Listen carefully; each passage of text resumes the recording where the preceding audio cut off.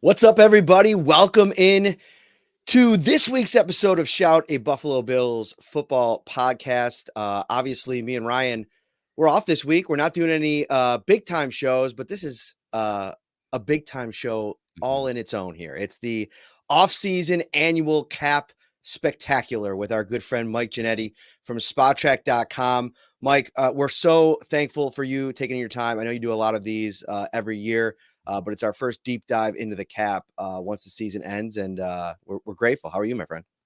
Doing well. Good to be back. It's a busy time of year for sure, but the Bills are one of the hot button teams, so it's it's a good place to start, quite frankly. Yes, there's so much to get into, and it's a model that has been trending to this year for a couple years now, right? I mean, they give the extension to Josh Allen and Stefon Diggs. They go big game hunting and bringing in Von Miller a couple of off seasons ago.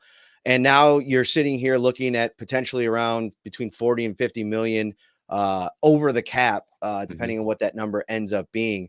And, you know, one of the interesting things, the exercises that I like to do is kind of take a look at the teams that the Bills are, chasing and how they compare. And that's where I want to start, because the Chiefs, you look at their cap situation, and it's pretty good going into next year. I went through all of their cap hits for 2024, and I think it's 9 that are 4 million or more. Obviously, 57 million right now for Patrick Mahomes over on SpotTrack.com. And then for the Bills, it's 18. So there's a lot more money tied up in some of those bigger, higher end contracts. When you look at those two teams, how did we get to this point for those two squads?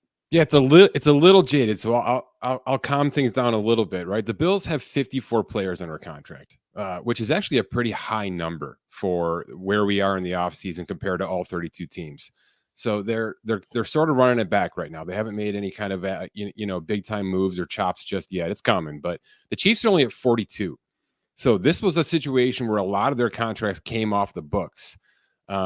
They're similar otherwise, right? They both got a bunch of voided dead cap coming, very little actual dead cap on the books, but it's really just about players on the roster. Now, there's some roster construction differences as well, right? The Bills have really run this back now for about 4 straight seasons. You mentioned Von Miller and some of those acquisitions that have added to it, but for the most part, this has been a core unit that has just gotten more and more expensive. The Chiefs have done a lot of Band-Aid ripping off here, right? They've done a lot of Tyreek Hills and Tyrann Matthews and things like that have afforded them the opportunity to bring in third-round picks. And for whatever reason, those guys are hitting, right? They're hitting as full-time starters, as all pros, etc. So there's some luck involved with that for sure. But two situations where the Chiefs maybe were here 2 years ago in this exact situation and kind of cleaned themselves out of it and stayed relevant. That's sort of the process now for Buffalo, is how much do we keep this core together? How much do we want to actually bring this back in 2024? And what can we do to also clean out some financials so that for the next 3 seasons, we're not sitting here with minus 50 next to our name in March? We're going to get into some of those names potentially where the Bills can move in a different direction, even guys that are under contract in a little bit. But let's go next to Von Miller, because to me, he's the most interesting and, for a lot of Bills fans, annoying part of this offseason, because for better or for worse, there was some good stuff in his first season, has the ACL, never really the same. In 14 games, he didn't have a single sack. And now you look into this offseason and he is on the books for a huge cap hit. I think it's the third highest on the Bills in 2024. Yeah. You laid out a really interesting scenario, something that you've only suggested, I think you mentioned on your podcast once in your 16 years of doing contracts. What is there a potential for an out? Because that's one of the things Bills fans are looking at, is like, all right, how do you get off of this player and this contract and start to kind of maybe hand this over to some younger players? Yeah, it's a mess. I could spend an hour on this one, unfortunately, because there's 6 or 7 options. None of them are great. Let's put it that way, right? And maybe the best one is to do nothing and just see if this guy gets suspended, which actually helps you a ton financially. But I'm not going to root for that, right? That's not something I want to go down. So I think what you're referring to is the option where I basically said, this guy's got almost 11 million guaranteed this year. Let's just pay it to him. Let's pay it to him in a signing bonus right now. Use that signing bonus for cap purposes over 5 years, and then process that post 6-1 designation. So where he's off your roster, he can go and sign elsewhere. But for the most part, you have to essentially go forward with this cap hit until June and then take on 2 massive hits this year and next year. It saves you some cap this year. What it also does, it gets you out of the rest of the 2024 compensation, which I think everybody knows we have to do. The Bills have to do at this point. Doesn't seem like there's a path forward with this. But to me, he's going to make this $11 million no matter what, unless he's suspended. So let's give it to him. Let's use the cap in our favor, spread it out a little bit from a proration standpoint. And then on June 2nd, we'll take the savings and use it to pay off our draft class. It's one way to go with this, right? The other one is this, and this is another option I thought of after I posted my podcast discussing this kind of in detail. We convert the signing bonus, all right? And we kind of restructure this whole thing. So I guess what I'm thinking is more kind of like a Joe Mixon type restructure. If you remember how that went down last year, the difference is they really wanted to keep Joe Mixon, right? I'm not sure that the Bills want Von Miller on this roster next year. I'm not in that locker room. I don't know what kind of impact he has. But if you can just basically cut this contract off right now, then now that dead cap's still going to be there, and restructure this thing sort of on the fly so that it doesn't impact your cap immediately, you can drop his base salary down to the minimum this year. You're going to drop his non-guaranteed salary next year. You're going to make that $11 million a signing bonus. He's going to play out on like a $9 million cap hit this year. All right. He's going to be part of your team in 2024 with tons of incentives with sacks and playoffs to get back to the total 18 million he's due or whatever. And then next year, now you're set up to post June 1st him with a minimum salary, a lot of dead cap, but you can make it work from March to June and let things ride out. The Philadelphia Eagles do this with 6 contracts every offseason. They really do. They want to keep a guy for one more year. Jason Kelsey's done this 3 straight offseasons, right? They want to keep the guy. They don't want to have the impact right now because they're razor thin with their margins, and they'll deal with it in a post 6-1 manner next year. So if he'll agree to something like that, and I think he has to, right? Everybody knows the elephant in the room right now, unfortunately. That may actually be the best approach, is to work with him to understand that we're going to give you your money back with incentives if you have an 8-9 sack season like you did for us 2 years ago. And if not, we're going to save a little bit for ourselves, and we're going to make it work from a cap standpoint so we can keep this contention window open. Yeah. No, I think that, they've stood by him during what, some teams might have looked to distance themselves from a player. I mean, there was no time off even. I mean, he was arrested on a Thursday and he was back in the building, less than a week later. And so, Brandon Beane came out, Sean McDermott came out, both kind of stood behind him. So, I mean, to your point, if they go and have this conversation with him and like, we need to do this, it kind of reminds me of like, quarterbacks, right? Like that want to like put the best team around them. Like if you want to run it back one more year and in that scenario, and in that second scenario, he's on the roster in 2024, right? He is. And it's not crazy, right? You're probably losing AJ Epinesa. You're probably losing Leonard Floyd. This is not going to be a flush system on your edge, right? So he's necessary if he's healthy. He's not going to be the Von Miller that you paid. That's for darn sure. But I actually think that's probably where things are headed here, is some sort of handshake agreement that we're going to make this work. We'll build in a bunch of incentives, but we're going to have to carry your contract through June next year. And we need to make that work for us because we're not slamming this door shut after 2024. Mm-hmm. And then last thing on Miller. So if they take that first option that you laid out originally and he's off the roster and the real, brunt of the hit starts in 2025, who are some players that you've looked at in 2025 that are coming off that can help maybe, obviously the cap's going to balloon over the next 2 years, you anticipate, but is there any contracts coming off that you're like, okay, you're in a better place because of that? Not really, right? I mean, I think you're re-upping Mitch Morse and Taron Johnson. Those are the big names here. It's not a situation where every year you're going to be in this mess. Now, Greg Rousseau is going to be on his 5th-year option at that point in time. Is he going to need a contract extension? So maybe that's a one hand feeds the other type situation. But for the most part, I think they're going to do most of their damage this year, Matt. I think this is going to be an ugly year for certain situations that will make 2025 work for them in their favor, not unlike the Chiefs conversation we just had, right? The Chiefs had to go through maybe 2 straight off seasons that they didn't like. They were uncomfortable. They made moves that they knew the fan base were going to not be happy about. And now they're here. And I think that's the model. Unfortunately, you don't want to ever raise the Chiefs up if you're talking Buffalo Bills here, but that's probably the model that they need to follow here to keep themselves relevant. Because I've seen a lot of situations where good teams get here screw it up, and really it takes a decade to get back here. So you really need to play this one close to the vest and understand that you have the quarterback, and it's really just a matter of tweaking some things here and there. And unfortunately, you're going to make mistakes. And I think this Von Miller contract was a mistake. It was a mistake with the size of the contract, the amount of guaranteed money you put into that contract. When you talk about free agent edge rushers, there's too many examples of Jadeveon Clowney's getting 1-for-7s now, well, right? I mean, to go 6 for 120 on a 32-year-old player who has had some off the field issues, right, and suspensions, I just think that was a miss immediately out of the gate. And unfortunately, now they're going to have to pay for it. And it may be some roster spots this offseason that have to go by the wayside just to make this Miller contract stick. So let's take Miller out of the equation here for a second. You did a great job. Right after the Bills season ended, you posted a story with some cap clearing possibilities. I'm going to post a link to that in the description of this episode. You know, a lot of moves. The Josh Allen move that'll probably happen every year, right? Like, I mean, that's kind of like some easy money. You laid out a bunch of moves. I'll have people go and read the story to see what they are. But with all the 11 moves, the 9 of them that you laid out was about $50 million in cap space that they create. Then you had a Deion Dawkins extension and a Taron Johnson extension. Can you lay out if those two are done, how much potential cap space do you feel like estimation that's going to create just in those 2 moves?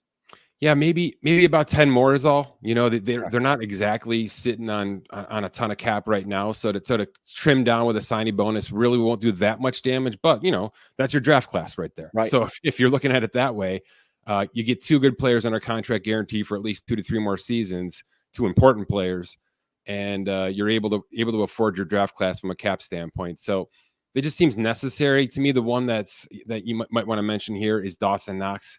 That's a maybe, right? I mean, I don't know what you do with, you mentioned high cap hits and high average salaries right now on these contending teams.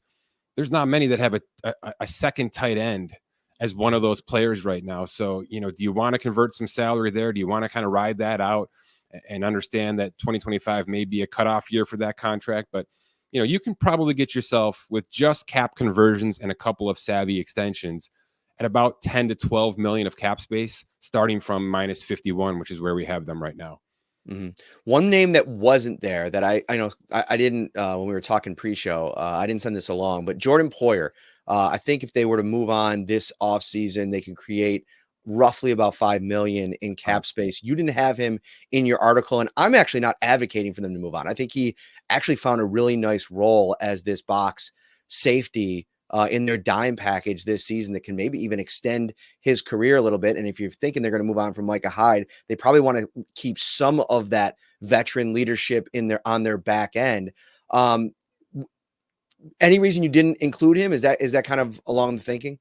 That's verbatim what I was about to say. Is I just think there's going to be so much carnage in that position group this offseason that you have to at least keep somebody in the room. Not to say that he's the adult in the room so much, but certainly experience with this defense. And you know, especially now that you know your defensive coordinator is somebody in-house internally that's going to keep the system essentially at least looking like it did last year. You want somebody at the back end of that defense who knows what the heck is going on to at least bring in you know, what I think is going to be an excessive amount of change, right? Tre'Davious White, Dane Jackson, Cam Lewis, maybe DeMar Hamlin, maybe Micah Hyde. It's just an endless amount of names that could have turnover here in the next couple of months. And then Taylor Rapp, he signed what I thought was an under the market deal for him last year, right? So like to get him back, the Bills might have to spend here, correct? Yeah, how about a couple of Rams players that are giving us trouble now, right? Taylor Rapp and David Edwards, both. I don't even know how to value these guys because I thought they were great players leaving the Rams and they just were flat out cap casualties. And then he came to Buffalo on basically minimum contracts. So, yeah, you have to pay up, not only for what they can do for you next year, but probably what they just did for you in 2023. And there's a lot of that happens, right? So there's going to be incentives built into this thing. The problem with a player so Taylor Rapp, I think, has a role here, and maybe his role is Jordan Poyer's. So if you want to free up Jordan Poyer's contract and bring back Rapp, that's probably a 1-to-1 relationship right there in terms of the money, right? So at least for 1 year. David Edwards, if you want to go there quickly, there's a Connor McGovern sitting ahead of him with almost $8 million per year, non-guaranteed. Right. So if he's the 1A, 1B in that left guard position, $8 million is the number. I don't think he's an $8 million guard, but that's essentially what Buffalo has backed themselves into here. So couple of former Rams that I think want to be back in this role in 2024 that probably triple their compensation at least just to come back here for one more season. And Edwards' value, I feel like, was just in the sense that the Bills didn't lose an offensive lineman all season. The only snap they missed was McGovern, I think, once in the Pittsburgh game. And he would have come into the game in that scenario. But I also think for Edwards, who came off of the concussion history with the Rams, this was like a blessing in disguise to have a season like this to kind of reset. I wonder if he gives the Bills kind of another one-year deal, because I think he probably wants to get into this system with Cromer in his second year and actually show what he can do. I don't know if he's necessarily going to beat anybody out, but I bet you probably bet on, all right, guys are not going to be this healthy again next year. No question. And he's valuable and he knows the system. And you're right. He's comfortable and he's coming out of a situation that he probably didn't want to be in. So I look at a player like Nick Gates, who was a solid player for the Giants. He went 3 for about 16 with the Washington Commanders, about 5.5 a year, and maybe a year and a half of that's fully guaranteed. Why not? Right. I mean, you don't want to screw with Josh Allen's offensive line. It was one of the most stable, consistent, solid lines in all of football last year. I wouldn't do too much with this. And that includes bringing back McGovern, by the way, because the dead cap versus the actual cap here just doesn't make sense to move on from. So I'm bringing back everybody. And if it means, like I said, about triple the compensation for a player like Edwards, let's just do it. All right. Next is something interesting, because I am under the assumption that Stefon Diggs is unmovable in 2024, looking at the cap numbers. I guess nobody's ever unmovable. We talked a little bit about him even trending towards the end of the season. And then I read Peter King's story this week, and this is directly from his story. What to do with Stefon Diggs? He's 30. He's due a cap number of $27.9 million next year, which for a player who didn't have a 100-yard receiving day in the Bills' last 13 games is quite excessive. I expect the Bills to want to do major surgery on Diggs's deal, and I expect Diggs to not be happy about it. What kind of surgery is even possible here? It's wishful thinking, right? It's Peter King reading the room, reading the temperature of things in Buffalo and understanding that there's a coach probably on the hot seat. There's a star wide receiver for sure on the hot seat. There's an edge rusher on the hot seat, right? There's a lot going on here. There's no question about that. And Diggs is polarizing. Is Stefon Diggs going to take a haircut from his $18.5 million salary, all of which fully guarantees March 17th? No, he's just not. Right. I mean, this is year 3 of an extension that Buffalo got themselves into. They didn't have to do that, right? They didn't have to extend this player. This could have been a free agent season for Stefon Diggs right now if things had just ridden out properly on his previous contract. So this was how things were going to operate. I thought the contract was fair when they signed it, and this was part of those practical guarantees. This leads you up to the $70 million practically guaranteed. So this is not a situation where they have to flex the contract. If anything, they just have to flex the offensive system, and they know that.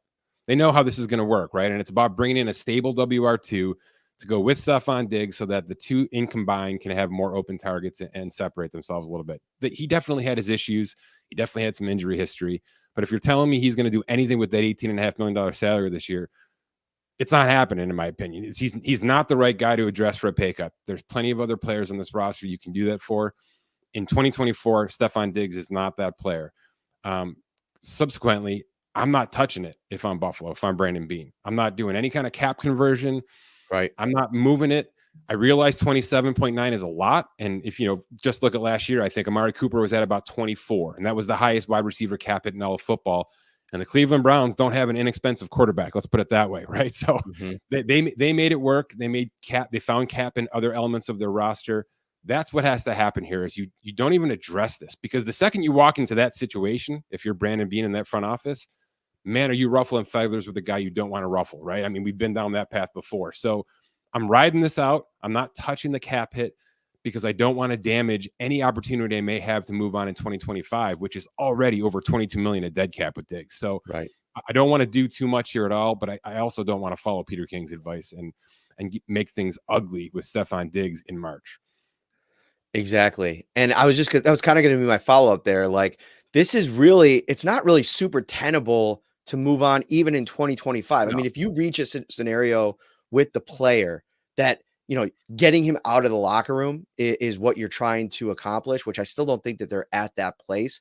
I think there's a world you live in 2024 where there's new life breathed into his game if you come in and find a legitimate sidekick that could take a lot of the pressure. I look at a guy like Jordan Addison, who I think, we never really got to see what that fully looks like with Justin Jefferson because he missed so much of the season. But I think that's an exciting combo for 2024. Yeah, how can you improve the entire position group? And Joe Brady gets an entire offseason now to actually write some things up that will actually utilize Stefon Diggs with whatever he has left, right? 31 going on 32, it's not nothing, right? I mean, there's going to be decline there for sure. But this was a deficient wide receiver group. There's no question about it. Gabe Davis' injuries, deficiencies, drops, wrong routes, whatever happened this past season impacted Stefon Diggs. There's no way not to say that out loud. So, yeah, the contract says he stays, and I think the Buffalo's need for this kind of a receiver with Josh Allen in 2024 says he stays as well. The big game is coming up, and Tops Friendly Markets has you hooked up. Enhance your playoff weekend by creating recipes inspired by the distinct flavors of the playoff team cities. I know that's not a huge fan favorite for the Bills fans right now, but the expert butchers over at Tops have curated their recommended game day recipes over at topsmarkets.com/foodball. Head over there and check it out.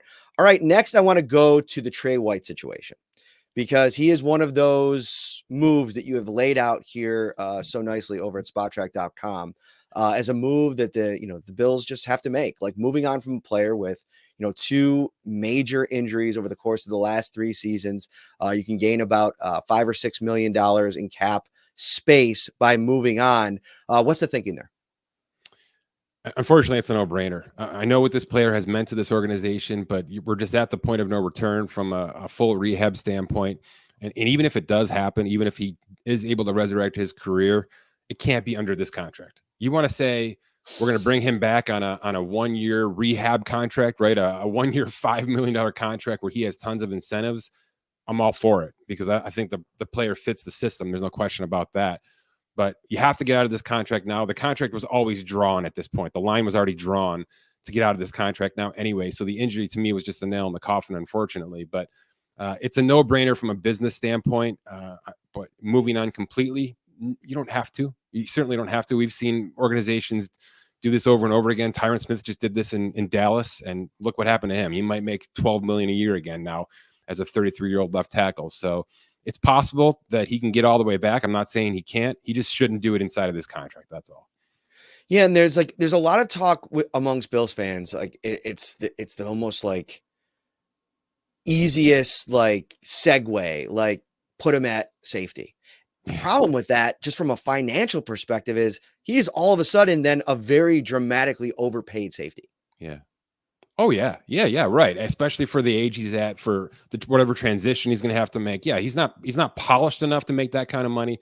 There's just, everything about this contract says no right now to me. So to me, it's a business goggles on. It's not a fan or any part of me, saying this should happen because you can't afford to have a third injury. It's simply just the contract already said get out.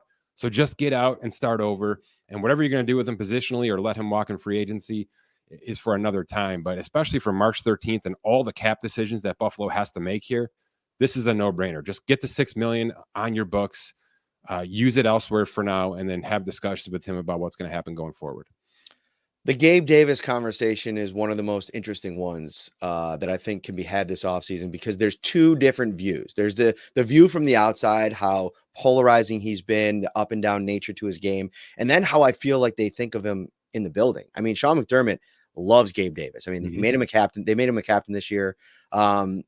He's a guy that does some of the unselfish stuff that you're not going to get paid for. And I think in a lot of ways, almost penalizes him as he kind of hits free agency. You mentioned on your show, you consider him a 3rd-tier wide receiver. What goes into that, when you're kind of coming up with his valuation? Yeah, so that's just straight money, right? Has nothing to do with his production on the field or where he may rank in terms of a wide receiver ranking. It's simply where I believe he belongs financially. And if we're talking $32 million is tier 1, because that's where I think Justin Jefferson and Jamar Chase and those kind of players are going this offseason. $25 million is now tier 2. Well, Gabe Davis is nowhere near that for me.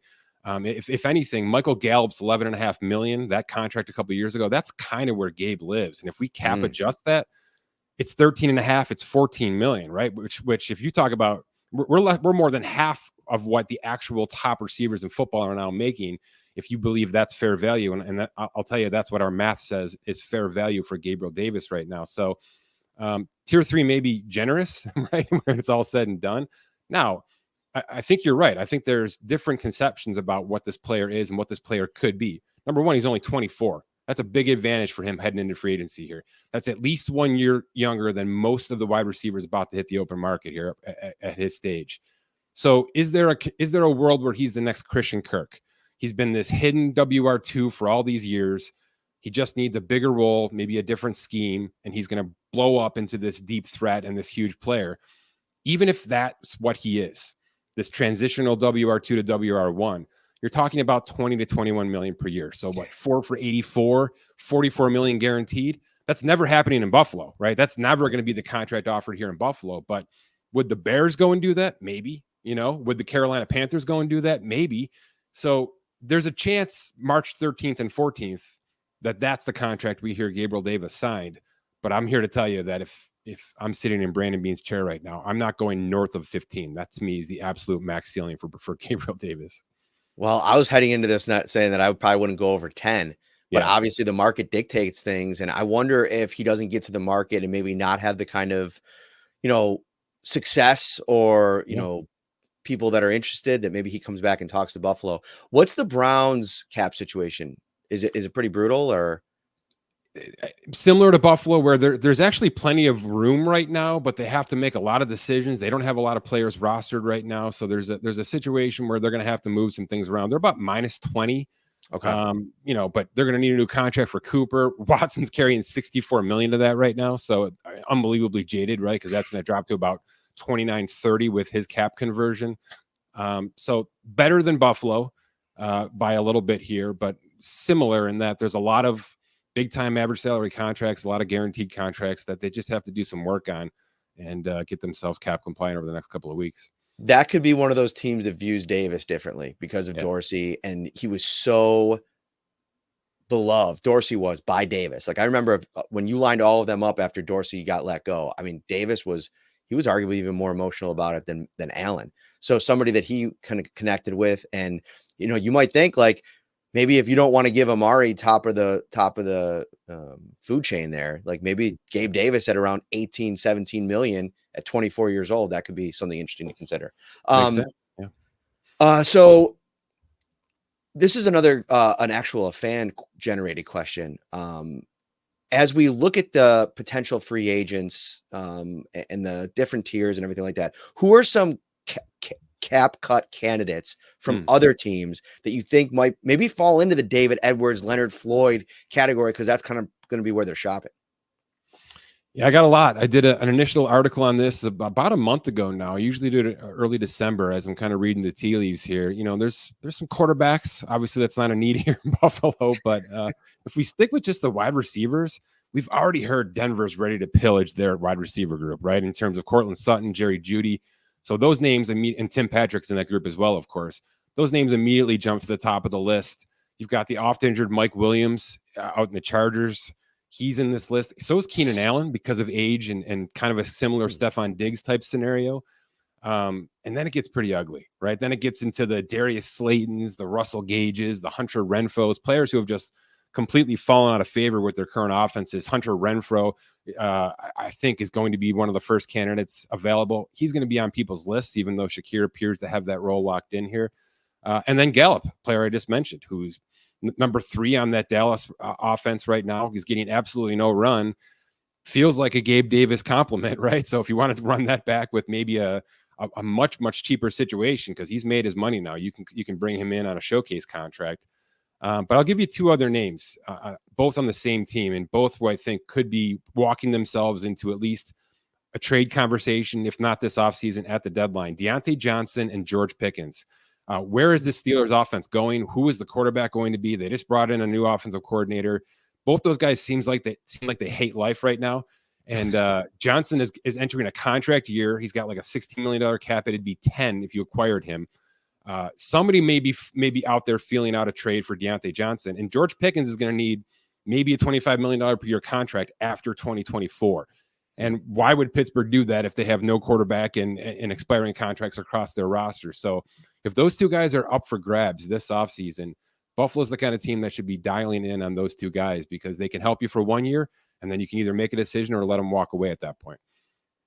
Thank you so much for all this today. I want to close up with two names that I think are interesting because they're super valuable depth guys, and both were thrust into very important starting roles. And Tyrell Dotson shine. I mean, so much so that your valuation on him is 4.8 million AAV on a potential 3-year, $15 million deal this offseason. How likely is he to get that? I know he's probably going to be chasing the money, even though Babbage is now the defensive coordinator, and he came out, obviously let his feelings be known about that this week. What do you see the market being for both of these guys? Yeah, Dodson certainly showed his value, right? I mean, he's coming from basically nowhere, jumped into a situation that he wasn't even prepared for and really thrived in it. So, if he doubles that, I'm not going to be surprised. I'm really not. If he jumps into like a TJ Edwards type contract, a 1-for-8 type situation that somebody wants to take a flyer and see if he's a long-term fit first, I get it. I really do get it. The off-ball linebacker had a couple of devaluation years. It's really storming back. You're going to see Patrick Queen get $20 million a year. You're going to see a bunch of players really overshoot their shot here. And certainly Dodson's in that conversation. And I'm sorry, did you mention Daquan as well? Daquan, yes. Yeah, I know he's up there in age. I know he had a big injury in 2023, unfortunately. He's still a $7 million player. So you want to bring him back on a 1-for-5 with a bunch of sack incentives or hurry incentives. I'm all for that. He's going nowhere in terms of his valuation because that's just a player that continues to do it at a high level, even if he's not a complete defensive tackle. He's not your Chris Jones type player for sure. I don't think he's lost a step in terms of what he's worth on the open market right now. Mm-hmm. And then the other one was Dane Jackson. Tough, right? We've seen the Levi Wallaces of the world go down to like $4 or $5 million a year when I believe they should be worth $9-10 million a year. So I don't know where he falls in that category right now. He's probably not highly valued or highly coveted on the open market. That's an example of a guy looking to double his compensation, finding out it's only about $1-2 million more and saying, hey, the Bills need guys right now. I can come back on maybe a slight pay raise in 2024 for a 2-year contract. And it's Jordan Poyer all over again. So I have a feeling that's what's going to happen with Dane Jackson. And I think the Buffalo would welcome him back. Awesome stuff, man. We're so much smarter every time we get a chance to catch up with you. Let everybody know what you got coming up, where they can find everything and anything you want to plug here. Yeah, you mentioned the offseason stuff that I have with cap casualties and things like that. We have an entire offseason series with every single team broken down by division live on SpotTrack.com. I'm going to start doing some more positional group stuff. So if you're wondering how the quarterback stuff shakes out and how the left tackle stuff shakes out, I'm going to get super nerdy on every single position group over the next couple of weeks here.